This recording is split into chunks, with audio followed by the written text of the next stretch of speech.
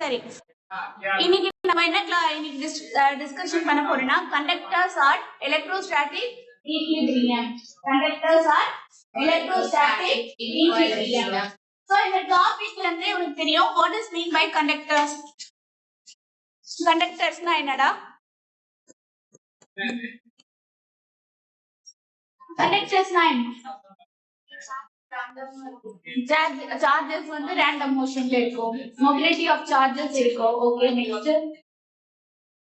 first conductors it allowed to pass through their electricity, isn't it? இப்ப எந்த ஒரு metallic ஸ்பியரா இருக்கட்டும் இல்ல ஒரு காப்பர் வயரா இருக்கட்டும் எல்லாமே என்ன பண்ணும், எலக்ட்ரிசிட்டிய தான் வழியா அலோ பண்ணும். சரியா? அதே வந்து ஒரு இன்சுலேட்டர்ஸ் வந்து என்னது, it does not conduct the electricity. ஏன்னா அதுக்குள்ள இன்சுலேட்டர்ஸ்க்குள்ள என்ன இருக்கும், ஃப்ரீ சார்ஜ் இருக்காது. ஃப்ரீ சார்ஜ் இருக்கிறதுனால சார்ஜஸ் வந்து அவங்க மூவ் ஆகாது. அந்த ஆட்டம்குள்ள அந்த சார்ஜஸ் வந்து டைட்டா பைண்ட் ஆயிருக்கும்.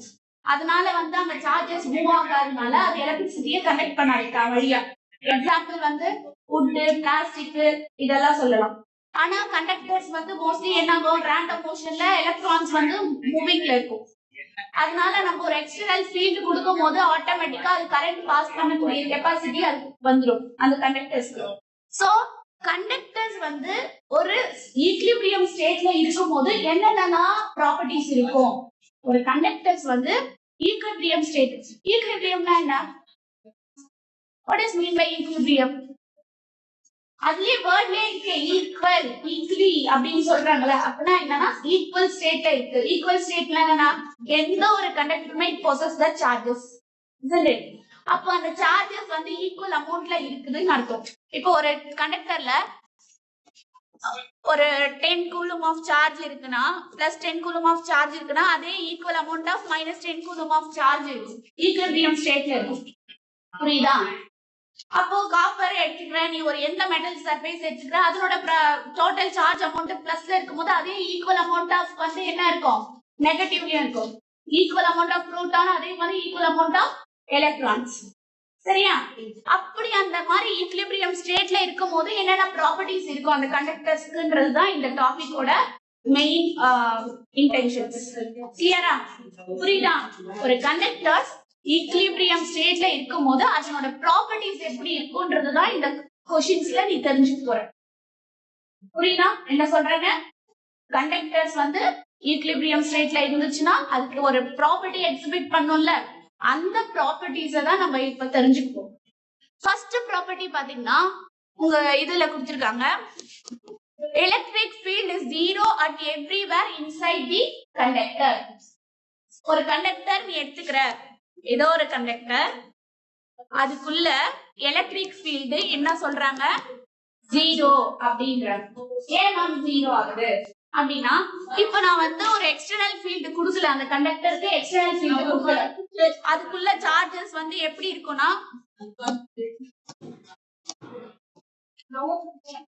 சார்ஜஸ் வந்து எனக்கு ரேண்டம் மோஷன்ல இருக்கும், ஒன்னொன்னு ஒரு டைரக்ஷன்ல மூவ் ஆயிட்டு இருக்கும். சரியா? இந்த டைரக்ஷன்ல தான் போகுதுன்னு சொல்ல முடியாது.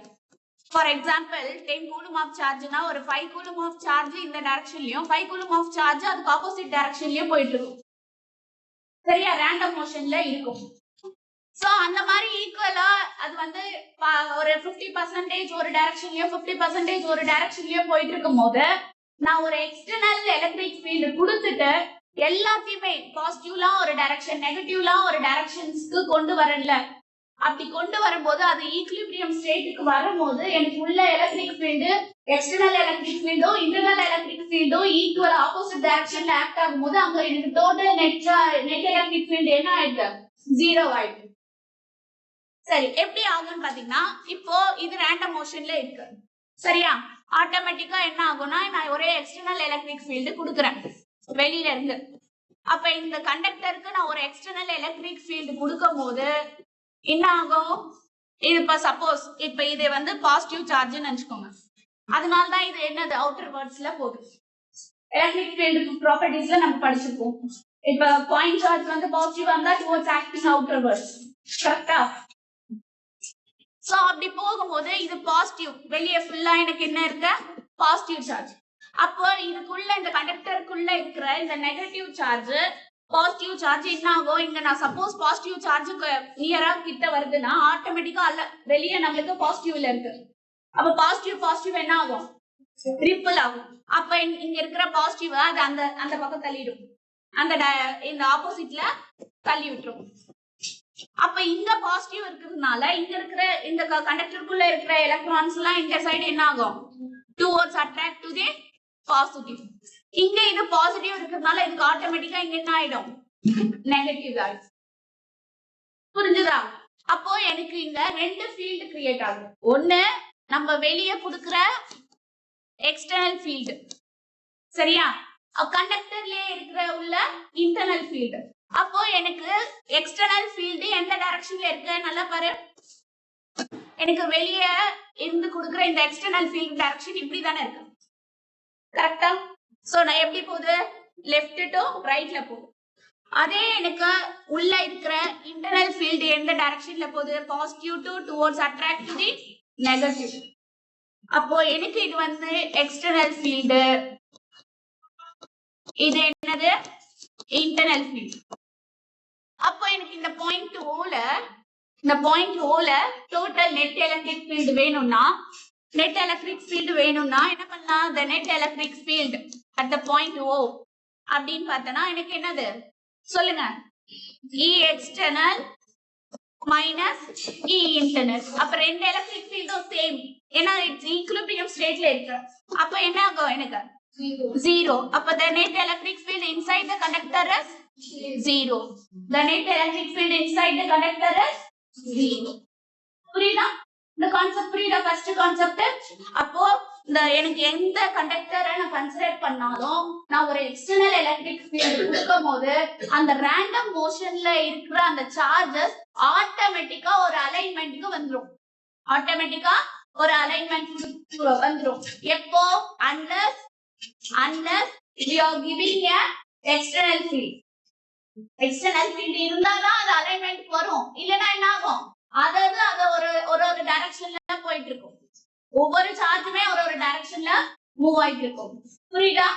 அது வரைக்கும் என்ன ஆகும், நம்ம ரேண்டம் மோஷன்ல இருந்து யூனிஃபார்ம் மோஷன்ஸ்க்கு கொண்டு வரதுக்கு ஒரு எக்ஸ்டர்னல் ஃபீல்ட் நான் கொடுக்குறேன். அப்ப எக்ஸ்டர்னல் ஃபீல்ட் கொடுக்கறதுனால எலக்ட்ரிக் ஃபீல்ட் எனக்குள்ள என்ன ஆயிடுது, 0 ஆயிடுது.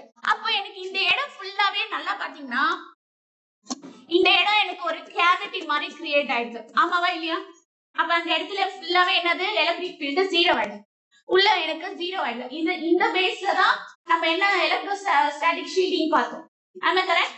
அப்ப உள்ள இது வந்து சப்போஸ் ஒரு ஃபாரடே கேஜுவல் நீ கன்சிடர் பண்ணனா உள்ள இப்ப சப்போஸ் நீ இங்க இருக்கிற, அப்போ எலக்ட்ரிக் ஃபீல்ட் இங்க 0. நீ அங்க பாஸ் ஆகுற மொத்த சார்ஜ், அதாவது தண்டர் ஸ்டோம்ல வர சார்ஜ் நம்மள அஃபெக்ட் ஆகாம அது என்ன ஆகும், கிரவுண்ட்ல போயிடும். இந்த சைடும் என்ன ஆயிடுது, கிரவுண்டுக்கு வந்துடுது. அப்ப நம்ம உள்ள இருக்கிற அந்த கேவிட்டி பொசிஷன்ல இருக்கிறதுனால நம்ம என்ன ஆகும், சேஃபர் ஜோன்ல இருக்கு, சரியா? அதனாலதான் தண்டர் ஸ்டோம் லைட்டிங் டைம்ல நம்ம வந்து ஒரு கார்ல இல்ல ஒரு பஸ்ல இருக்கிறது சேஃபர்.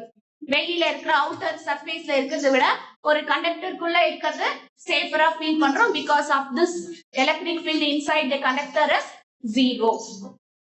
புரிஞ்சுதா? ஃபர்ஸ்ட் பாயிண்ட் என்னமா எல்லாரும் சொல்லுங்க. The electric field is 0 at every inside the conductor. Okay. Second point. இது மூவ் பண்ணிட்டா, இது மட்டும் மூவ் ஆகாது, டோட்டலாவே மூவ் ஆயிடுங்க.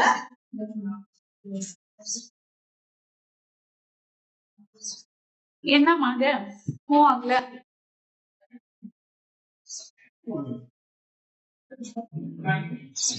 ஓகே. இப்ப செகண்ட் பாயிண்ட் பாரு, inside the conductor the net charge is 0 ன்னு சொல்லிருக்காங்க. net charge is 0 அப்படினா என்ன அர்த்தம், நமக்கு ஆல்ரெடி அப்ளிகேஷன் ஆஃப் காஸ் ல பார்த்திருக்கோம். அப்ளிகேஷன் ஆஃப் காஸ் என்ன சொல்ற, second law sorry fourth application ஸ்பியர்ல கன்சிடர் பண்ணல.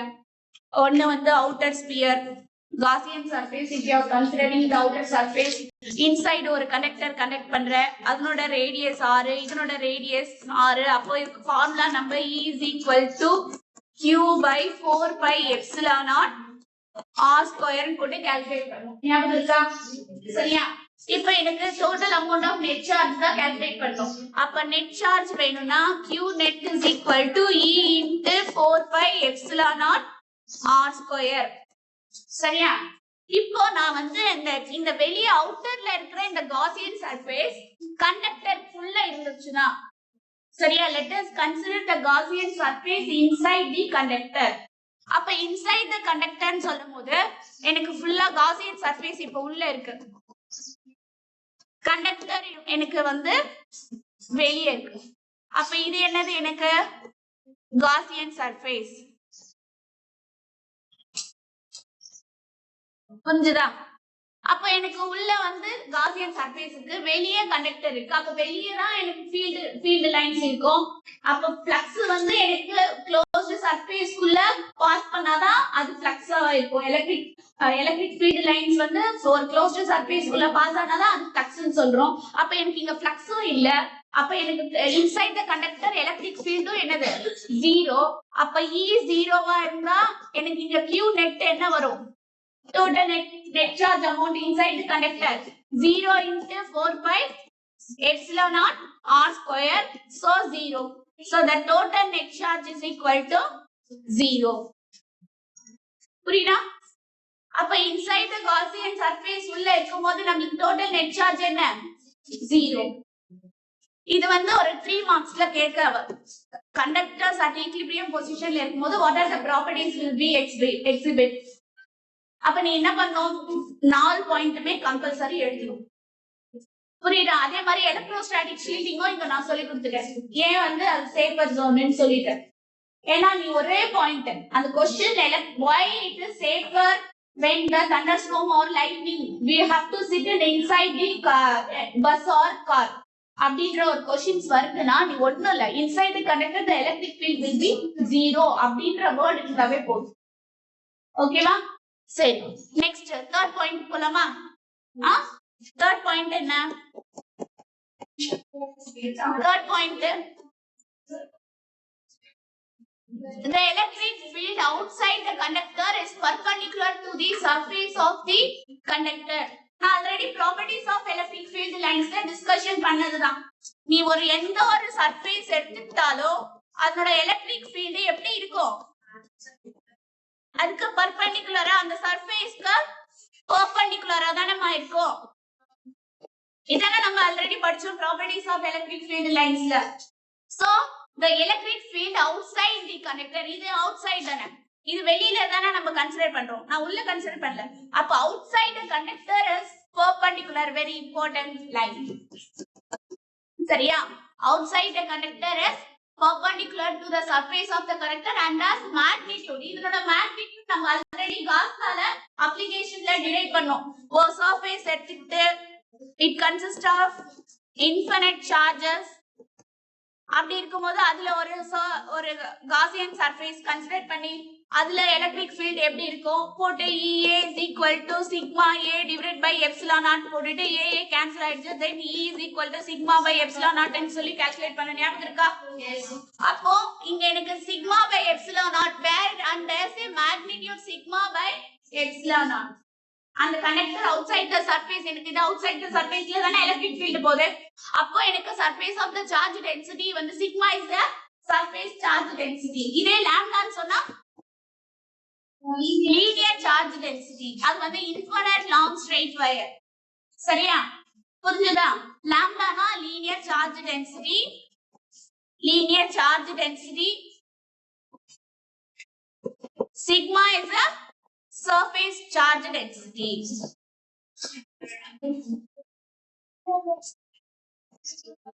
சரியா? புரிஞ்சுதா? அப்ப ஃபர்ஸ்ட் பாயிண்ட் என்னமா, ஃபர்ஸ்ட் பாயிண்ட் என்ன, electric field 0 everywhere inside the conductor. second point, the total net charge inside the conductor is 0. The total net charge inside the conductor is 0. And third point, the electric field outside the conductor perpendicular to the surface of the conductor. சரி, நீ என்ன question கேட்கலாம், ஏன் ma'am பெர்பெண்டிகுலரா தான் இருக்குமா, parallel இருக்க கூடாதா, ஏன் பெர்பெண்டிகுலர் இருக்கணும் அப்படினு கேக்குற. சப்போஸ் நீ என்ன பண்ற, ஒரு parallel கன்சிடர் பண்ணிக்கோ.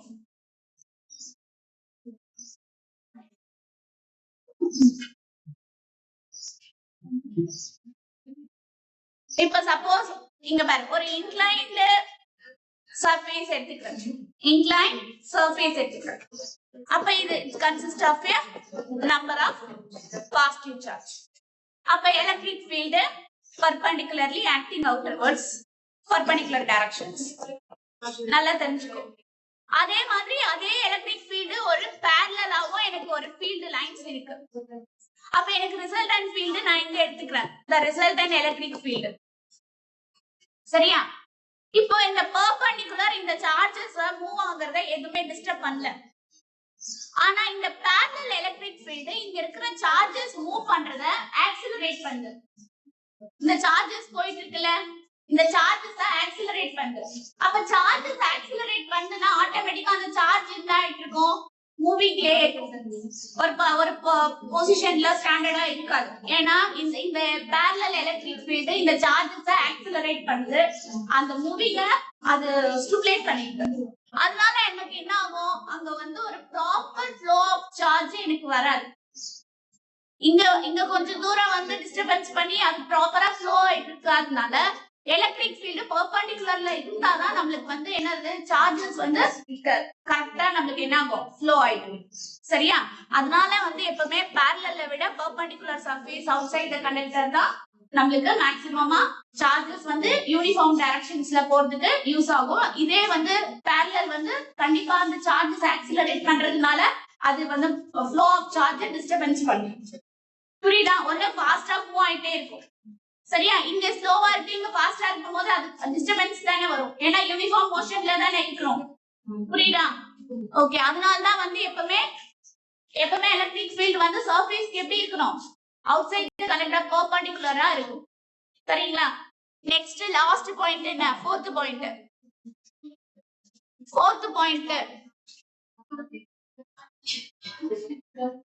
Electrostatic potential has the same value on the surface and inside the conductor.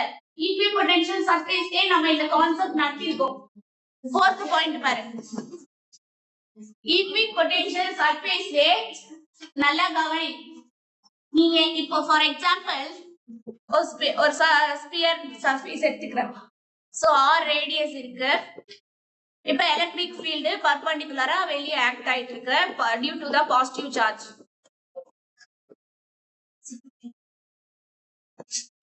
அப்ப எனக்கு எந்த பாயிண்ட்ல நான் கன்சிடர் பண்ணாலும் எனக்கு டிஸ்டன்ஸ் வந்து அந்த ரேடியஸ் வந்து எனக்கு ஈக்குவலா தான் இருக்கும் இந்த ஸ்பியருக்குள்ள.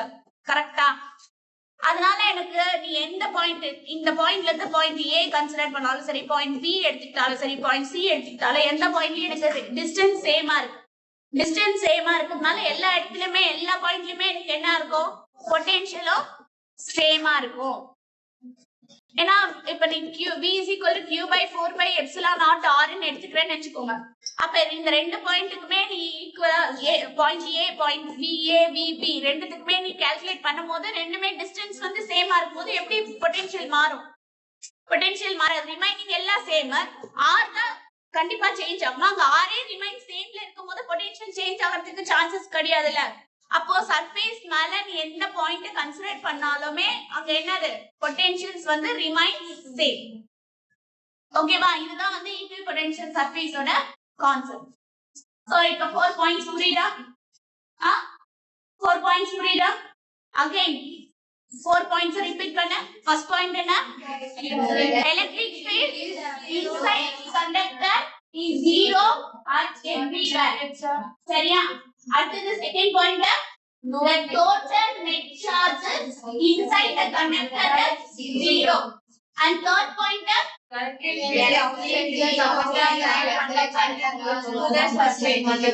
and fourth point,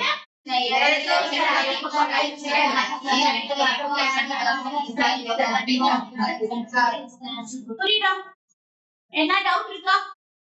சரியா? இது முடிஞ்சிட்டு இந்த டாபிக் முடிஞ்சிட்டு எலக்ட்ரோஸ்டாட்டிக் ஷீல்டிங் எஸ்டர்டேவே நான் சொல்லி கொடுத்தேன், இன்னைக்கும் சொல்லி கொடுத்துட்டேன். அது ஒண்ணும் இல்ல, inside the conductor electric field 0 ஆயிடும், ரிமைனிங் சார்ஜ் எல்லாமே கிரவுண்டிங் போயிடும்.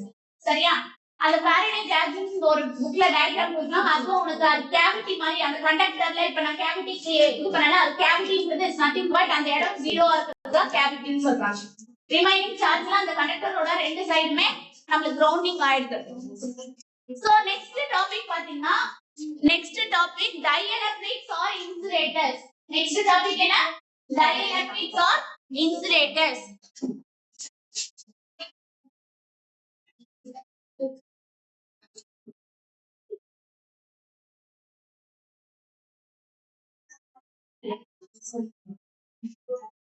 So next topic ma ரொம்ப important dielectrics.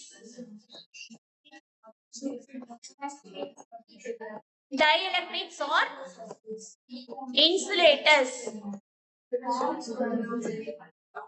So இப்பதான் உங்களுக்கு சொன்னேன் dielectric insulator okay நமக்கு தெரியும் it does not conduct the electricity ஏனா charges வந்து அங்க random motionsல இருக்காது. It's strongly bind with the atoms சொல்லிட்டேன். Charges free move ஆனாதான் the rate of change of charge என்னது current னு. அப்ப current அந்த conduct பண்ணனும்னா charges flow இருக்கணும். அப்ப insulatorல அந்த எல்லா chargesமே atom கூட டைட்டா பைண்ட் ஆயிருக்கிறதுனால அந்த charges electricity கனெக்ட் பண்ணாது. அப்ப இது என்ன புதுசா ஒரு வேர்ட் டைஎலக்ட்ரிக்ஸ்ன்ற ஒரு வேர்ட் இருக்கு. அப்போ இன்சுலேட்டர்ஸ்க்கு இன்னொரு இது ப்ராப்பர்ட்டிஸ் வந்து நம்ம என்ன நேம் கொடுக்கலாம்னா டைஎலக்ட்ரிக்ஸ். அப்ப டைஎலக்ட்ரிக்ஸ்ன்றது எப்படி வரும் அந்த வேர்ட் ஏன் யூஸ் பண்றன்றது இப்ப எண்ட் ஆஃப் த டாபிக்ல நம்ம பார்க்கலாம். சரியா? அப்ப இன்சுலேட்டர்னா என்ன மீனிங் புரியுதா? இன்சுலேட்டர்ல மொபிலிட்டி ஆஃப் சார்ஜ் இருக்காது. உள்ள ஃப்ரீ மோஷன்ஸ்ல சார்ஜஸ் இருக்காது. சரியா? அது வரைக்கும் கிளியரா தெரிஞ்சுக்கோ. இன்சுலேட்டர்ஸ்க்கு ரெண்டு ப்ராப்பர்ட்டிஸ் இருக்கு. ஒன்னு வந்து போலார் மாலிகுல்ஸ், இன்னொன்னு வந்து நான் polar molecules. Polar molecules and another one is non-polar molecules. So polar molecule na ஒண்ணுல ஒரு பாசிட்டிவ் நெகட்டிவ் சார்ஜஸ் ஒரு செப்பரேட் டிஸ்டன்ஸ்ல தனியா வச்சிருந்தாங்க. செப்பரேட் டிஸ்டன்ஸ்ல ஸ்பிளிட் ஆயிருந்ததுன்னா அதுதான் என்னது போலார் மாலிகுல்ஸ். ஆனா நான் போலார்ல அப்படி பிரிஞ்சு இருக்காது. ஒரு பாசிட்டிவ் சார்ஜ் ஒரு நெகட்டிவ் சார்ஜ் தனித்தனியா இருக்காது. ஒரு டிஸ்டன்ஸ் இல்லாம ரெண்டுமே possess equally in the same place. ஒரு பாசிட்டிவ் சார்ஜோ ஒரு நெகட்டிவ் சார்ஜோ ரெண்டுமே என்ன ஆகும் ஒரே இடத்துல பொசஸ் ஆயிடும். It possesses there is no distance between the positive and negative charge. ஏன்னா நம்ம டைபோல் மொமெண்ட் படிக்கும் போது என்ன பண்ணோம் டைபோல் மொமெண்ட் ஒரு நெகட்டிவ் சார்ஜையும் ஒரு பாசிட்டிவ் சார்ஜையும் என்ன பண்றோம் ஈக்குவல் டிஸ்டன்ஸ்ல அதாவது ஸ்மாலஸ்ட் டிஸ்டன்ஸ்ல செப்பரேட் பண்ணி வச்சிருக்கோம். சரியா? அப்ப அதுதான் என்னது எலக்ட்ரிக் டைபோல். அப்ப இங்க பாசிட்டிவ் நெகட்டிவ்க்கும் டிஸ்டன்ஸே இல்ல. ரெண்டுமே வந்து என்னது ஒரு டிஸ்டன்ஸே இல்லாம ஒரே இடத்துல இருக்கு. Like example H2, O2, N2 இந்த மாதிரி மாலிகுல்ஸ் எல்லாமே சொல்லலாம். இங்க பாசிட்டிவ் நெகட்டிவ்ல இல்ல ரெண்டுமே it's equally possess each other. அப்ப எனக்கு டிஸ்டன்ஸ் இருந்தாதான் அங்க வந்து நான் என்ன பண்ண முடியும் ஒரு டைபோல் மூமெண்ட் இருந்தாதான் எலக்ட்ரிக் ஃபீல்டால கண்டக்டர் எலக்ட்ரிசிட்டியை கண்டக்ட் பண்ண முடியும். சரியா? ஏன்னா ஒரு செப்பரேட் டிஸ்டன்ஸ்ல இருக்கணும். அதுக்கு நான் என்ன பண்ணணும். ஆனா போலார் மாலிகுல்ஸ் அப்படி கிடையாது. ஒரு பாசிட்டிவ் சார்ஜோ ஒரு நெகட்டிவ் சார்ஜோ ஒரு சர்டைன் டிஸ்டன்ஸ்ல செப்பரேட் பண்ணியிருந்தா அது வந்து என்னது போலார் மாலிகுல்ஸ். டிஃபரன்ஸ் புரியுதா பாரு? போலார் மாலிகுல்ஸ் நான் போலார் மாலிகுல்ஸ். போலார் மாலிகுல்ஸ்னா என்ன ஒரு பாசிட்டிவ் சார்ஜோ ஒரு நெகட்டிவ் சார்ஜோ ஒரு சர்டைன் டிஸ்டன்ஸ்ல செப்பரேட் பண்ணிருக்கு. லைக் வாட்டர் மாலிகுல்ஸ் லைக் என்ன எக்ஸாம்பிள்லாம் சொல்லலாம் H2O, HCl இதெல்லாம் வந்து எக்ஸாம்பிளா சொல்லலாம். ஏன்னா இங்க வந்து O ஹைட்ரஜன் ரெண்டுமே என்னது ஒரு பாசிட்டிவ் நெகட்டிவ் ஒரு சர்டன் டிஸ்டன்ஸ்ல செப்பரேட் பண்ணிருக்காங்க. சரியா? ஆனா இந்த நான் போலார்ல அப்படி கிடையாது. இதுக்கு இந்த போலார் மாலிகுல்ஸ் எல்லாத்துக்குமே பாத்தீங்கன்னா பெர்மனன்ட் டைபோல் மொமெண்ட் இருக்கும். It possess the permanent dipole moment. It possess the permanent dipole moment.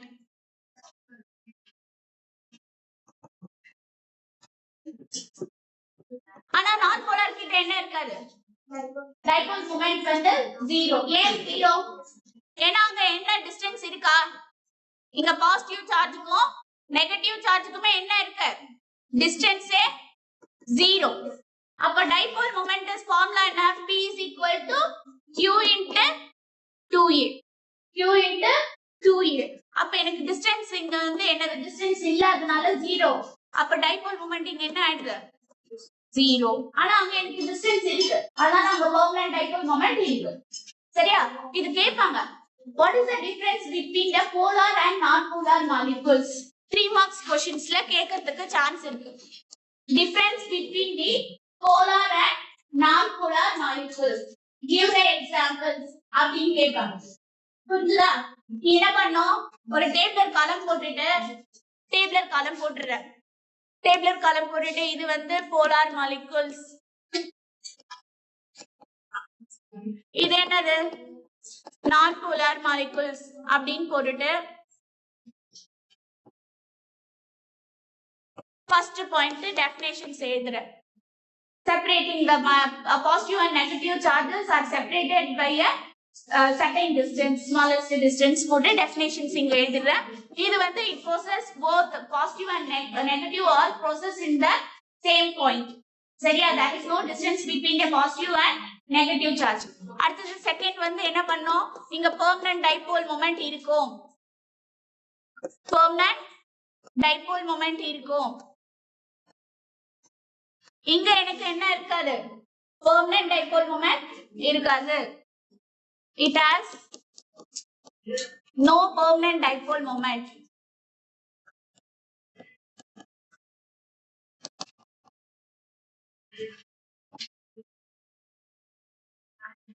The third one, examples. இதனோட எக்ஸாம்பிள்ஸ் என்ன எழுதுவ? H2O, HCl, etc. Water molecules எழுதிடு. சரியா? H2O என்ன? Water molecules. எக்ஸாம்பிள் இதுக்கு என்ன எக்ஸாம்பிள் எழுதுவ? H2O2, etc. சரியா? அப்போ இது மூணுத்துக்கும் இட்ஸ் கேரியர் 3 marks. புரிஞ்சுதா? சரி. இப்போ இந்த நான் போலார் மாலிகுல்ஸ் கொஞ்சமாவது எலக்ட்ரிசிட்டியை கண்டக்ட் பண்ணுமா? அதுக்கு நான் என்ன பண்ணலாம்?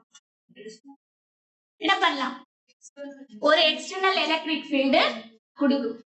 அப்ப எனக்கு ஒரு எக்ஸ்டர்னல் எலக்ட்ரிக் ஃபீல்டு நான் சப்போஸ் ஒரு கண்டக்டர் மாதிரி எடுத்துட்டு நான் ஆல்ரெடி நான் சொல்லி கொடுத்தது தானே ஃபர்ஸ்ட் பாயிண்ட்ல ஒரு எக்ஸ்டர்னல் எலக்ட்ரிக் ஃபீல்டு கொடுத்தனா ஆட்டோமேட்டிக்கா என்ன ஆயிடும்? Inside the electric field external electric ஃபீல்டுமே இங்க என்ன ஆகும்? பாசிட்டிவ் சார்ஜ்னா towards attract to the negative. இங்க நெகட்டிவ் இருக்கிறதுனால towards attract to the positive. இப்போ ஒரு பாசிட்டிவும் நெகட்டிவும் என்ன ஆகும்? ஒரே டைரக்ஷன்ஸ்ல வந்துரும். இரு நான் நெக்ஸ்ட் டயகிராம் கிளியரா போட்டு சொல்றேன். மூவ் பண்ணிட்டா? இது வரைக்கும் எதனா டவுட் இருக்கா? இப்ப நடக்கிற வரைக்கும் எதனா டவுட் இருக்காடா? எதுவும் இல்லையா? மூவ் பண்ணலாமா? சோ நாளைக்கு இந்த போர்ஷன்ல இருந்து क्वेश्चंस கேட்பேன். ஏன்னா ஒவ்வொருத்தரும் இண்டிவிஜுவலா எழுப்பி நாளைக்கு क्वेश्चंस கேட்பேன். சொல்லலன்னா அந்த என்ன பண்ணலாம்? அந்த क्वेश्चन ஐட்டம்ஸ் எடுத்து வைக்கலாமா? இம்போஷன் ஓகேவா? நீ இம்போஷன் எழுத மாட்டேன் சொல்லிடுவேன். நான் கான்ஃபிடென்ட் இருக்கு.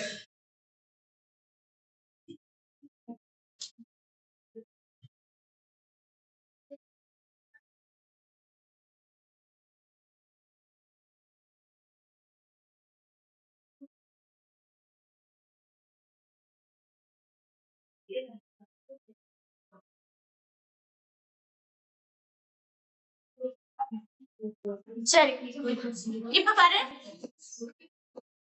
அந்த கண்டக்டருக்குள்ள பாசிட்டிவ் நெகட்டிவ் நான் சார்ஜஸ் சொன்னேன்ல. அப்போ ஒன்னொன்னும் ஒரு ஒரு டைரக்ஷன்ல இருக்கு. ஒரு பாசிட்டிவ்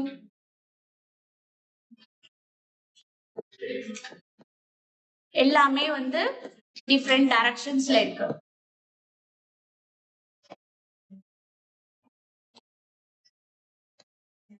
சோ இந்த மாதிரி அந்த மாலிகுல்ஸோட டைரக்ஷன்ஸ் ஆஃப் சார்ஜஸ் வந்து டிஃபரெண்ட் டைரக்ஷன்ல இருக்கு. இப்போ நான் என்ன பண்றேன்னா ஒரு எக்ஸ்டர்னல் எலக்ட்ரிக் ஃபீல்டு இந்த கண்டக்டருக்கு கொடுக்குறேன். அப்ப கொடுத்த உடனே என்ன ஆகும்? ஆட்டோமேட்டிக்கா எல்லாமே வந்து ஒரே டைரக்ஷன்ல போகும். எப்படி போகும்னு பாருங்க.